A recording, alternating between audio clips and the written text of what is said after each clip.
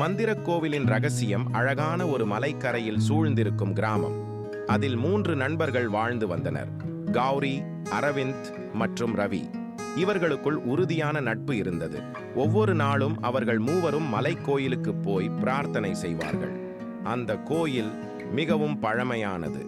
கிராம மக்கள் அனைவருக்கும் அந்த கோயிலில் இருக்கும் தெய்வத்தின் மீது மிகுந்த நம்பிக்கை.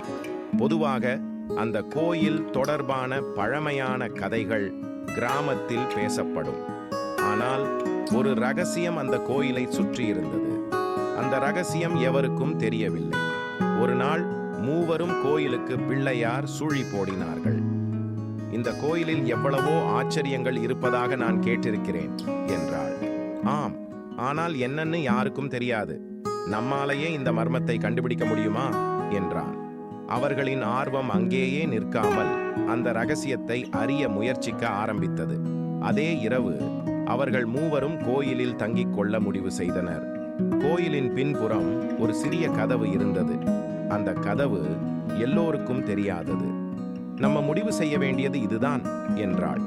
ஆமாம், அந்த கதவுக்குள் நிச்சயமாக ஒரு ரகசியம் இருக்கும் என்றான்.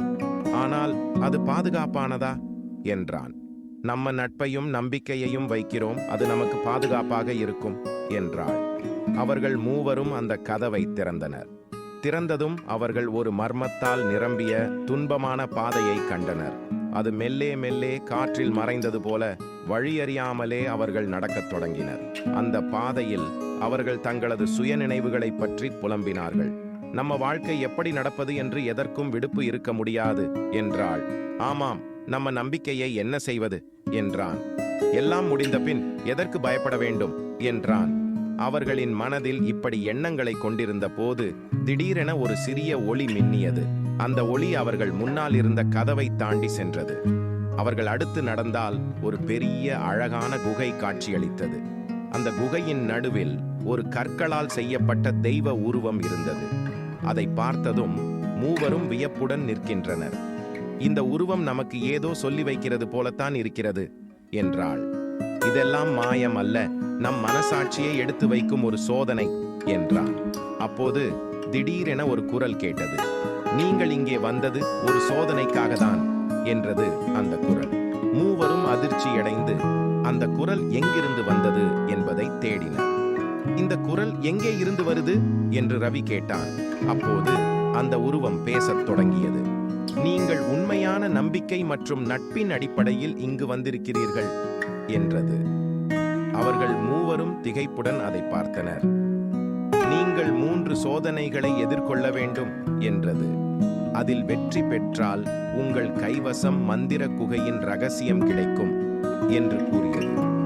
மூவரும் ஒப்புக்கொண்டு சோதனைகளை செய்யத் தொடங்கினர்.